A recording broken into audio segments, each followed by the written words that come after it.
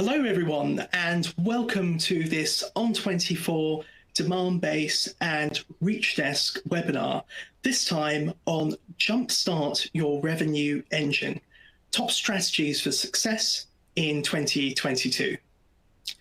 Before I ask today's speakers to introduce themselves, I'm your host, Andrew Warren Payne, and I'm just going to give you a few quick housekeeping tips to help you get the most out of today's session. So the On24 webinar console you are looking at right now can be completely customized. You can resize or move any of the windows that you have open. So as an example, you'll see me speaking right now in the media player window. You'll also see on the console links to resources we might mention today, our social bios if you want to connect with us on LinkedIn or follow us in any way. And also, if you like today's experience, you'll also see the chance to sign up for a demo. We also have a bunch of buttons on the bottom of your screen.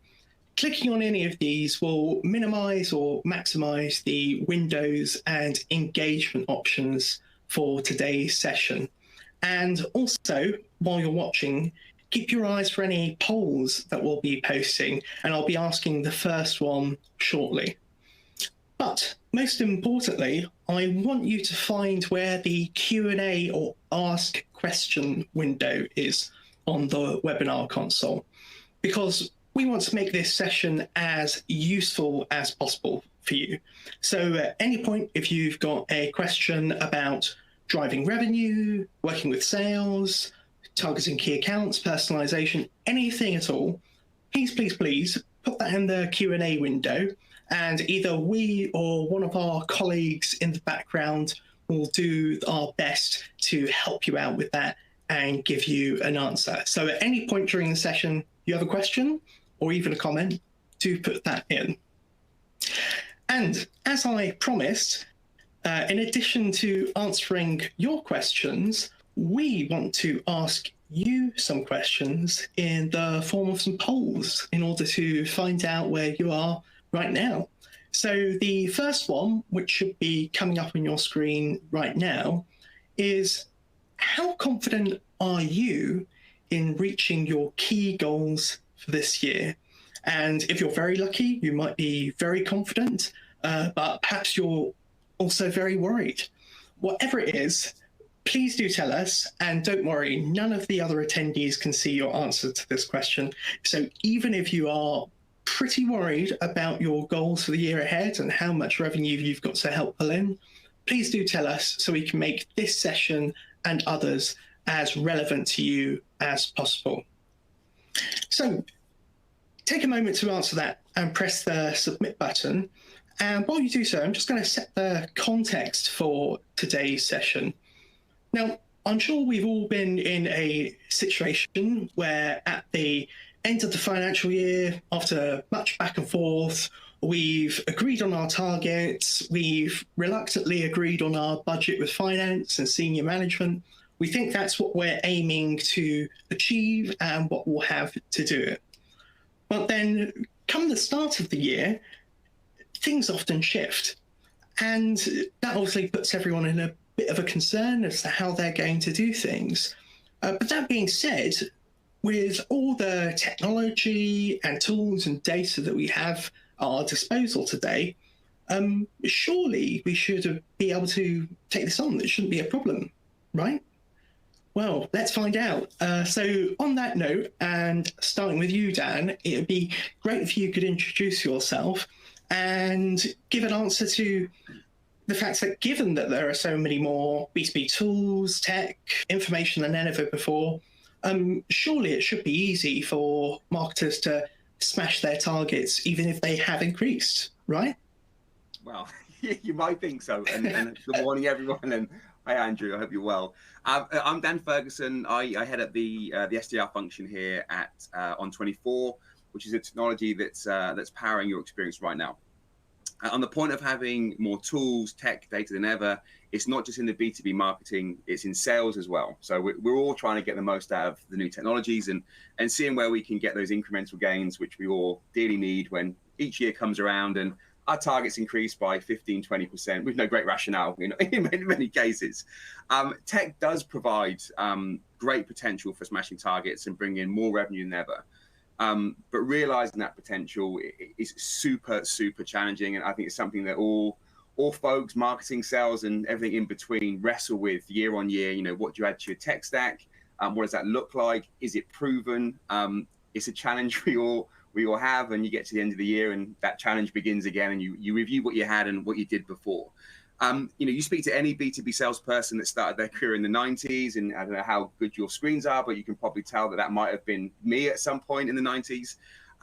They'll tell you how different it was to today, and it certainly is better, but also challenging in a different way. And I don't just mean using the phones. It was pretty normal when I was in the 90s selling to be given a phone book or yellow pages, maybe even a map of the local area to get on the phones or to wander around, knocking on doors and trying to drum up business in any way that you might think was possible. I mean, if we think about that, how many business could a sales rep visit each day? Probably not very many. Given that there's daylight hours and people at some point will not want you knocking on their doors, interrupting their tea or their sort of homework prep with their children. So if it's one every 10 minutes or every 8 hours, that's less than 50 in a day. And I think at all ad hoc meetings, far less than that. So it was a challenge. And if we bring that forward to today, and not many years have passed, although my hair suggests otherwise.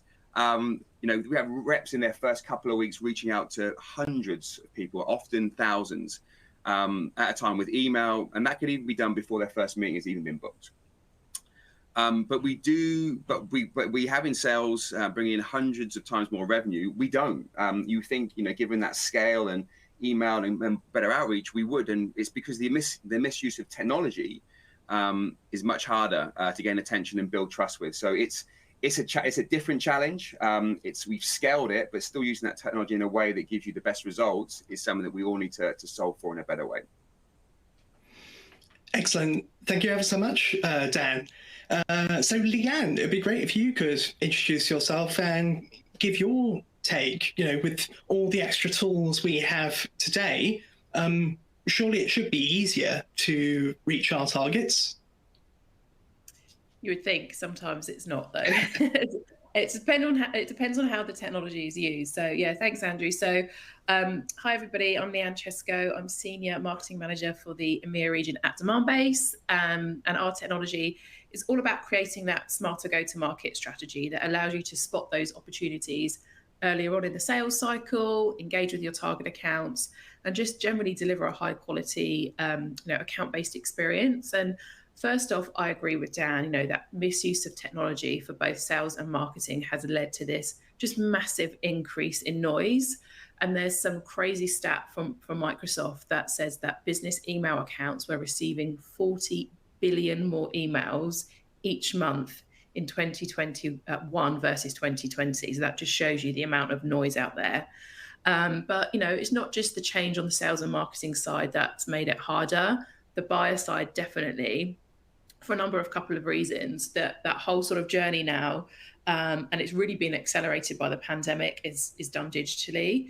So that is your only kind of way to engage with your buyers, because a lot of that face-to-face interaction just doesn't exist at the moment. And the other reason is that there's a much bigger number of stakeholders involved in that purchase decision. In the past, it may have only been one or two people that you needed to convince, but now you've got influence, and you have to be able to reach this whole buying committee. And I think that's one reason where, ABM approaches have become increasingly popular. But I would say, technology doesn't change the fact that it's people who are making those decisions. People buy from people. You have to make that outreach really personalized and really kind of focus on their pain points when you're having those discussions versus, this is how great our technology is. Technology, can help you scale and become more efficient. But if your product or service really relies on those high touch conversations, you obviously need technology to support that, but not replace that entirely. Excellent. Thank you, Leanne. And finally, Christy, it'd be great if you could introduce yourself and give your take. is technology making it easier to hit our goals, or actually, have different things got in the way? Hey everyone, I'm Christy Stewart. I'm the Global Vice President of Marketing here at ReachDesk, and our technology enables marketers and salespeople to deliver moments that matter and cut through digital noise through the power of direct mail. So from my perspective, and I completely agree with everything that Dan and Leanne have said, technology does provide huge potential, but there are so many nuances to take into consideration around the sheer volume of tools which are available, with many of them claiming to achieve similar goals around revenue, demand generation, increasing conversion rates, etc. In order to make an impact and utilize all of these fantastic tools which are at our disposal, it actually needs to be about how you use them and creating a memorable experience for your buyers. And actually, when we're in a situation where the vast majority of outreach doesn't consider that, the approaches that do will be the ones that stand out. Excellent. Thank you, Christy. So let's get on with the content of our session. And as a reminder, if you do have any question for our panelists today, or even just a comment you'd like to share, please put that in the Q&A box. We'd love to hear from you. So starting with you, Leanne, for our discussion, we obviously want to share some strategies to help jumpstart revenue this year.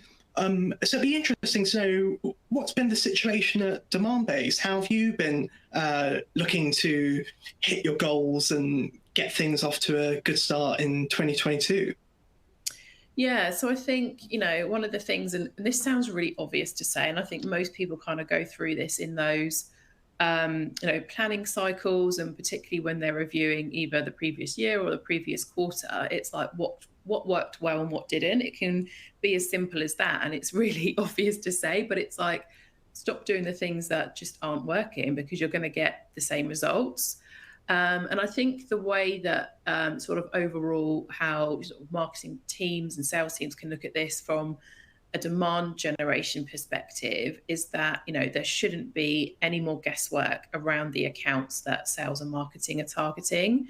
It's all around, and us at Demandbase, we drink our own champagne, we use our own technology. So our focus is all around, getting those insights on those accounts that are showing those buying signals. So that firstly starts with making sure that your target account lists are in order. And we've been through this process ourselves of updating our ideal customer profile and identifying, doing that kind of groundwork to make sure that we've got that foundation of like, these are the right accounts that we're going to, that are a good kind of fit for our business. And then we layer on things like intense data to see, who are those accounts that are actually showing those in-market signals today? Where should I be, prioritizing that? So I think the kind of starting point is that, to have that kind of good account sort of based data foundation, because a lot of systems are fragmented. There's kind of data silos. So I think kind of getting everything in one place, once you've got that ICP defined, if you're using any kind of technology, but also having something that enables you to have that single view of your accounts, so that sales and marketing are really acting as one team, and they're getting all of that intelligence, and they're able to use that intelligence throughout the buying cycle. Thanks, Leanne. And Dan, given you're on the other half of that sales and marketing team, what have you been doing with both your team of SDRs and at On24 more broadly to jumpstart your revenue? Yeah, thanks, Andrew. And look, Leanne is absolutely spot on, by the way. So unfortunately, I'm not going to be too exciting what I'm going to share, other than to sort of double down on what Leanne said. So, we spent a lot of time at the turn of the year really looking at how we go about, picking the right accounts, and nice and early in the year, because the year can quickly get away with you. It's the middle of February, by the way, and we are, we're halfway through Q1. So you really need to get this work done at the turn of the year. And as Leanne said, ICP by vertical. And if you don't have those sort of in place early, there really is no sort of foundation for success throughout the year. So at On24, and I'm sure like many other companies, but unlike some potentially, we spent a lot of time working with AEs and sales leaders to really drill down on, what we're looking for in the accounts that the SDRs go after. What are the right buying signals, whether that's by vertical or by ICP, You really got to drill down and be sure that you're picking the accounts that, from your company perspective, in terms of the problems that you solve, these are the people that you want to talk to, that potentially there's a conversation to be happening further downstream. That's been a real key focus for us. We invest a lot of time in meetings with the teams, management, and all up. And that's played out for us pretty nicely in the team that I look after. Aside from the team being great, we put the foundations in place, and we've got off to a fantastic start, record month for us in January in terms of sort of pipe generation efforts. So it really does pay off. There's no substitute for putting in the groundwork at the beginning to ensure that you have those things in place. So that data-led approach with total alignment between AEs who are closing the business, that the SDRs are booking meetings, is absolutely a prerequisite for success in our opinion. And then working back from there, there's the usual good practice. That means apart from those accounts in our database that are showing really good signals, there's also a plethora of accounts that probably, if we look at them in terms of ICPs within the companies and verticals that we're successful in, that we want to go around, even just letting them know that we exist in the first instance. So, you have this sort of playbook of accounts that you look at that have no intent signals, haven't joined a webinar, but we look at them and think, we could really solve some problems that they have. So we go through a position of sort of raising awareness with those accounts. And then once they show some signals that they know we exist, which is great, we then start to educate them on the sorts of things that we do, and the problems that we could potentially solve. And then you sort of get a few signals from those folks, and then they know we exist, great. They know what we do, even better. And then we can really start engaging with those folks in a way that is personalized, that adds value, and we can start thinking about the problems that we solve that they might need us to solve for. There's nothing worse than people just sort of slamming you with a bunch of emails that are unsolicited and not personalized. We talk about anything you'll be particularly interested in. So it's done in the way that we're not peppering folks with emails. That works through a process. So these two things: first, alignment between the SDRs and the board of sales team on targeting in the sort of the market accounts, and second, work on those accounts that might be aware of us at all. So that's a real key area of focus for us, and it's something that we believe in strongly and gives us really strong results.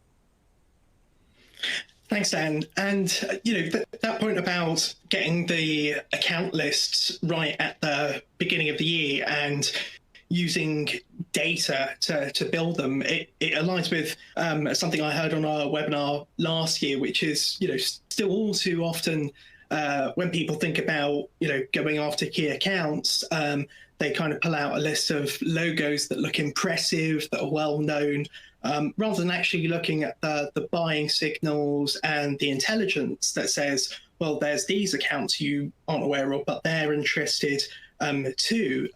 So, Leanne, is that a situation that you recognise? Is this kind of thing where people just pull impressive logos out of a hat? Is that something that still goes on? It does. It definitely does. Firstly, I completely agree with Dan's point just around having those teams aligned around the right types of accounts to target. I think that's that should be across all of your customer facing and revenue teams, so not just your AEs and your SDRs, but across your marketing department, your operations department, customer success as well. But definitely going back to your question, Andrew, it is, gut feel can come into building an account lists quite often. But you really have to be able to look into that kind of data to understand, if there is a buying signal there that you can apply kind of more broadly. And one of the things that we talk about at Demand Base is that there shouldn't be any more hunch-based selling. There's lots of, tools and technologies out there to really help you understand and be able to see, the accounts that are a good fit for your business, the ones that are showing those ideal, the ones that are showing that kind of buying signals and that they're in market as well. So firstly, it's all around, creating that ideal customer profile. What are the typical industries, revenue ranges, employee size that we sell into? Does that account match your ideal customer profile? Then you would next kind of layer on those buying signals. So what kind of buying signals do they need to be showing to us? What kind of intent is really key to our business? Are they researching topics that relate to our certain products? And then what kind of engagement are they showing as well? So there's kind of multiple factors to it, because there's always, the right time to kind of reach out to that account. Perhaps it's not always in that, very, very early stage. They've just gone onto our website and downloaded a white paper. There might be some more steps along the way in terms of engagement once they're ready to kind of engage with like a salesperson or an SDR. And the other kind of point to look at is, are there multiple people, in that account that are showing that engagement as well? So I think having all of that intelligence before you start putting in efforts around, targeted outreach, engagement, is really key. Excellent. And I know we're going to be sort of covering sort of tips on how to put this into place. But before we do that, Christy, I just wanted to find out from yourself, what are your thoughts? What do you think is important at the start of the year from your perspective? Sure. So all of the points that Dan and Leanne have made are spot on, to be honest. So I'm just going to lead on from that. So we also follow an account-based strategy, therefore setting ourselves up for success in this way has been key to our success, and similar to last year as well. But I guess once you put the work into your target accounts, the real challenge is what you're going to do to ensure that what you are doing is impactful and not just adding to that noise that we spoke about. The important thing for me is personalization, which goes from having an understanding of who you are targeting, what their pain points are, and tailoring your outreach accordingly right through to the intent signals that an account might be showing, and therefore tailoring that experience based on this. It's important to remember that one size does not fit all. And if I were forced to give an answer on what the closest tactic would be to a quick win, it would obviously be personalization, which I think we're going to talk about later on today. Great. Excellent. So we're going to go on with some tips on how to get your revenue engine started. But before we ask our panelists to share those, we want to find out from you what your plans are this year. And so coming up again on your screen will be our second poll question.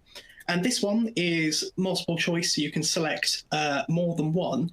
And what we're interested in knowing is, what approaches are you considering to use to help jumpstart your revenue engine? And there's a few options there, from account-based marketing at the top through to joined up campaigns with sales.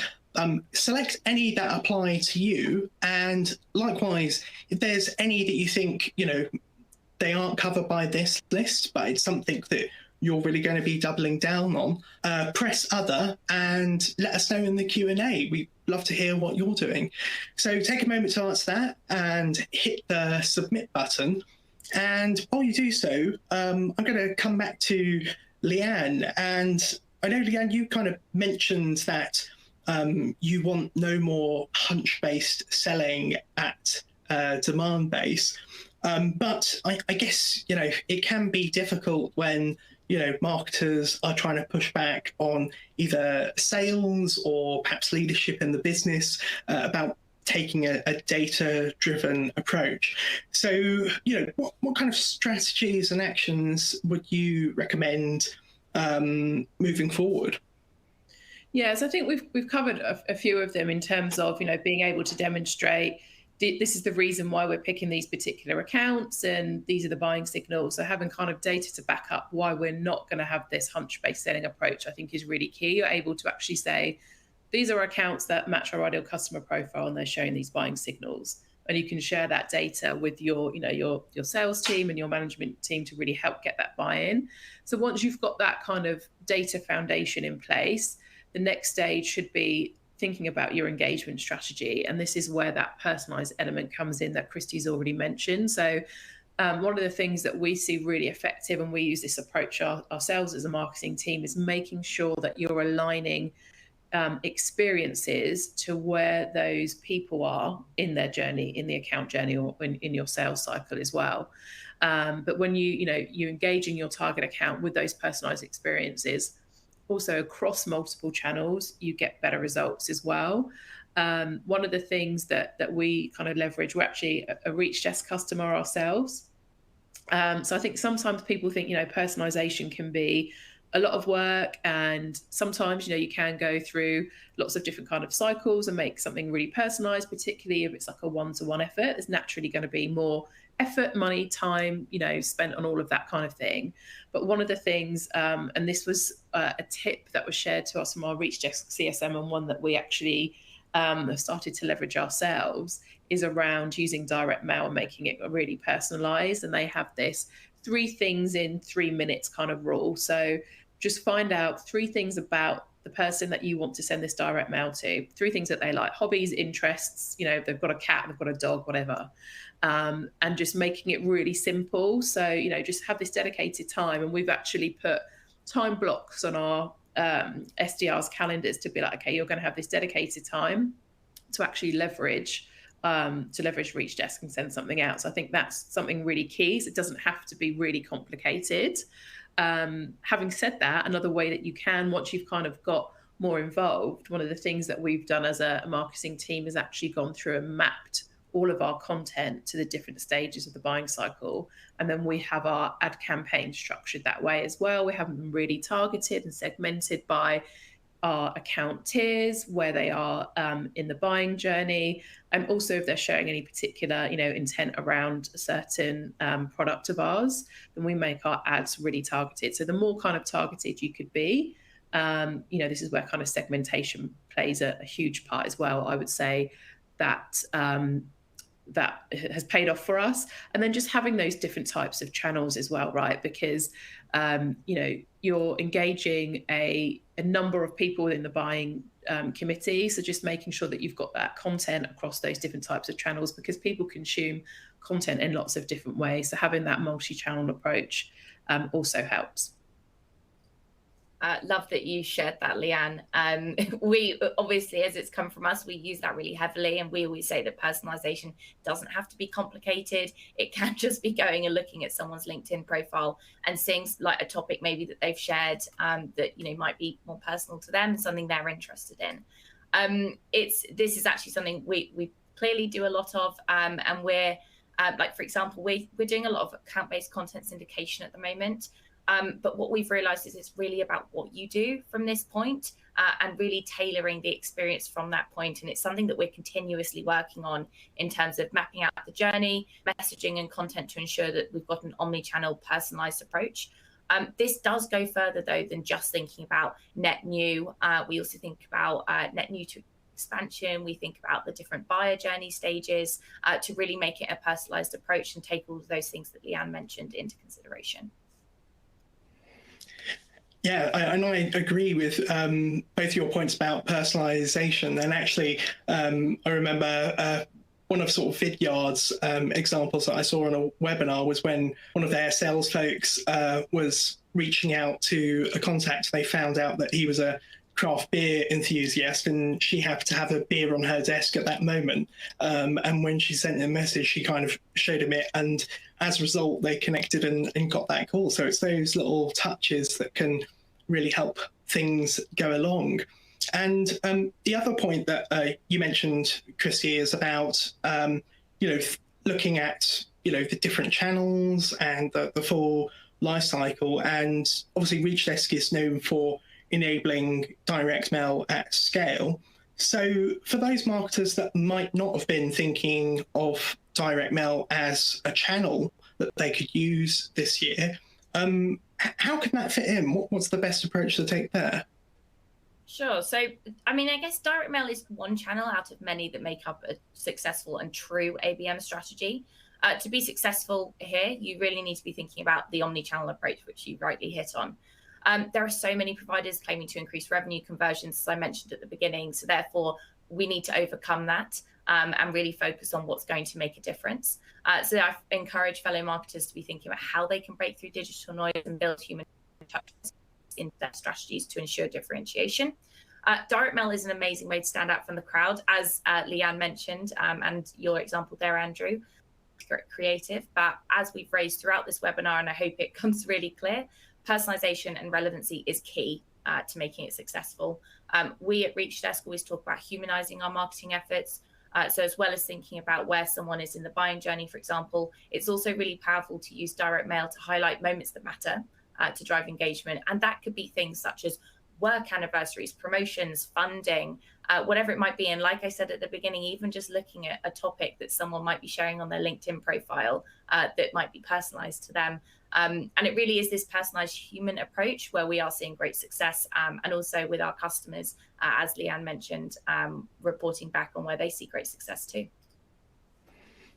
Great. And one of the examples that you gave of personalization, well, a few of them, there were some that are kind of fall into what we call human research, and the others that might be data driven. So, for example, either age of company, work anniversary, that kind of thing.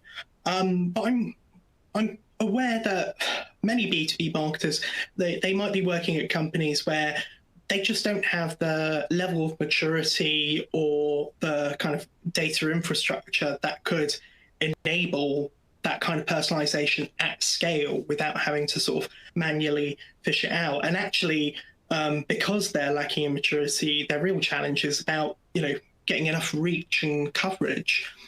They aren't at that stage where they can think about the broader life cycle. They need to start earlier. So coming back to you again, Leanne, for those who are watching that feel that might describe them, that they're still trying to get things going, what can they do to build reach and coverage?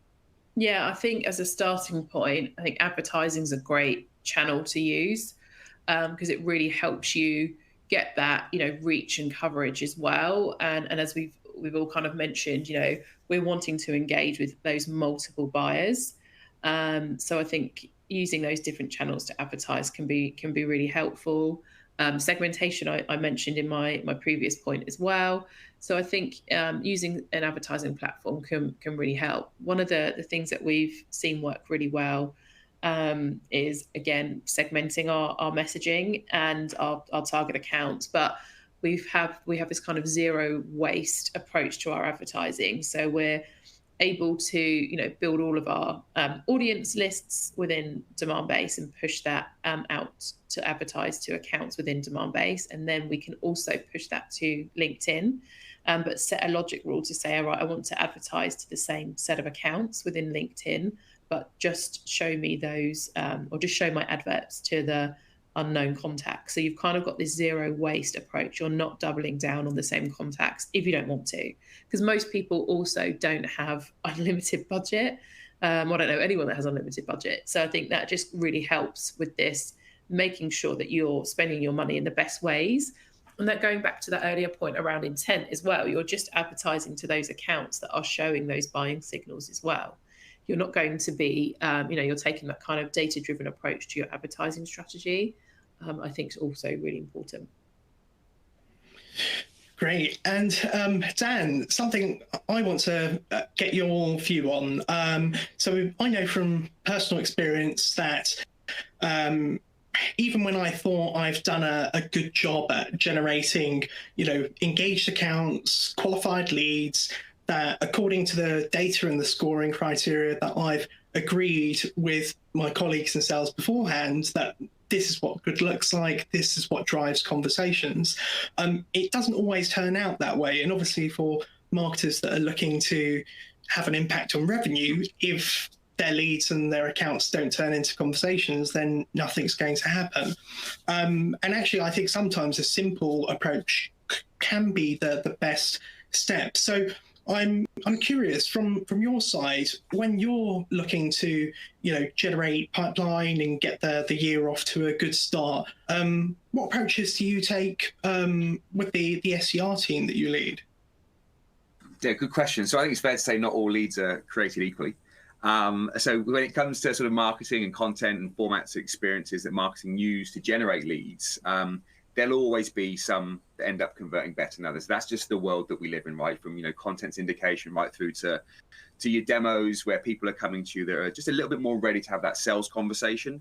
But you need to identify buyers that are using other content too, right? If we could just live off demo requests or pricing requests, wouldn't it be the perfect marketing world? But we know we're not in that world, so we've got to make sure that we cover the broad spectrum of content and leads that are driven by marketing. So more broadly on the sales side, once you've done the stuff that we've all spoken about, Leanne, Christine, myself, and the stuff about today, around identifying the accounts and ensuring we know the right ones for us to go after, In the SDR team, we tend to pick 2, 3, 4, maybe 5 people within those accounts to start reaching out to in all the ways that we spoke about before, being personalized, being having the right level of intent, and just ensuring not just hitting them with emails, but having 2, 3, 4, 5 people within an account makes sense to us in terms of our outreach.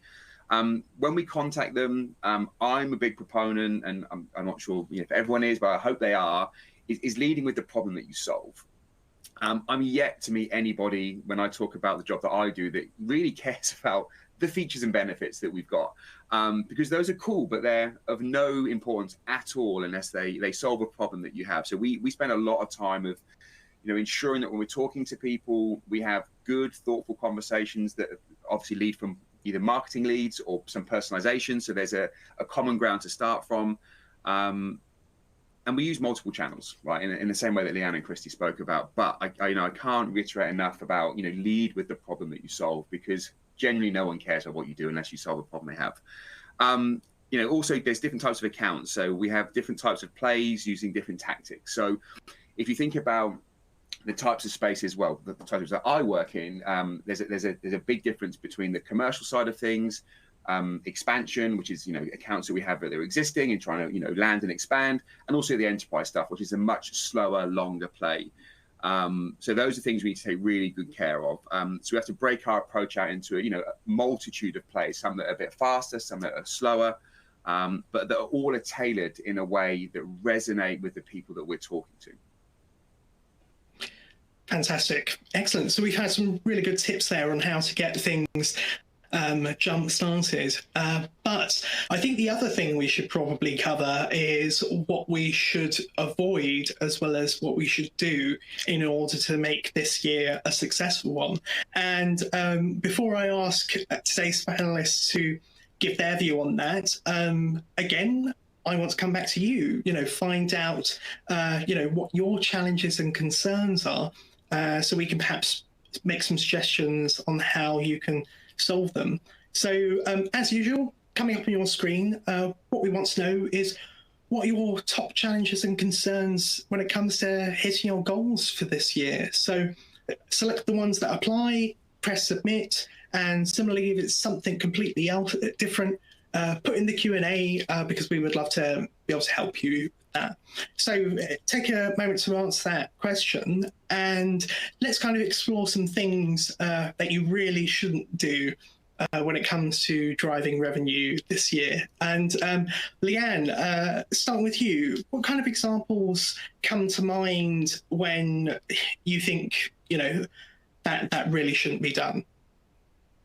Yes, I can think of a few actually. One of the things actually is my biggest gripe is when I get an email from a competitor talking about, we're able to show you this intent data, or you can do website personalization.